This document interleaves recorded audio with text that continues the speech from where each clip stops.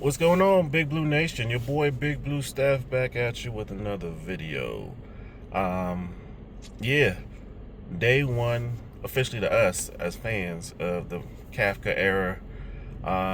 Finally got a chance to see the presser, his introductory presser, and I gotta give the man his props. He came in, he kind of set the tone. He definitely thanked Dave Ball for the opportunity, the Mariners, and blah blah blah.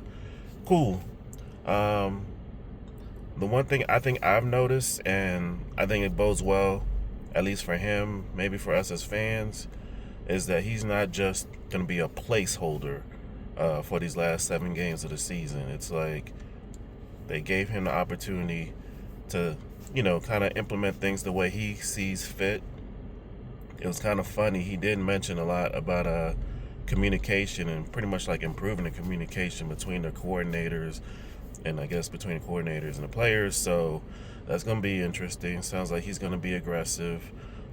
He did mention, of course, as everyone's probably seen by now, Jameis Winston is going to be QB1 for this game, which is cool. We've seen enough of Russ. I'm glad he actually, one, has the kahunas to just, look, I'm going with Jameis. Dart's out for this week for the most part, or probably.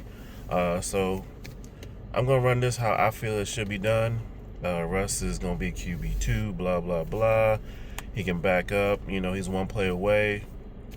But at the end of the day, he's setting the standard. He's like, look, this is, even though he kept saying, or he did refuse to answer when asked, is this, you feel this as a opportunity to audition for the head coaching job? He's just like, I'm doing it day by day, which is cool.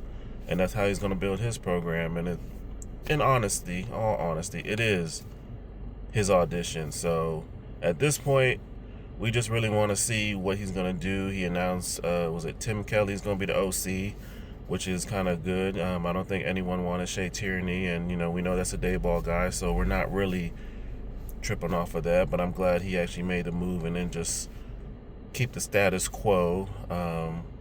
Pretty much said for now there's no other changes coming, which means he's going to give Bowen an opportunity to not be day ball influence play calling. So we'll see. And that's the main thing I think as a Giants fan we really want to see now is, all right, day ball's gone. Let's see how much of this was day ball, how much of this is Shane coaching. Will the players respond? It's a new day for Giants Nation. I'm looking forward just to seeing how everything plays out. Again, Tim Kelly being the OC, I don't know how much that's going to change much. Will Shane Bowen be more aggressive consistently? Was there any influence that kept him, playing a little soft from time to time? How the players are going to respond? Are we going to see more Slayton, more Wandale, more running? We really, because Dayball, even going back to days of Buffalo, was never a big running the ball type of coach. So will this change anything? We'll see. This gives me something to look forward to at least for 1 week.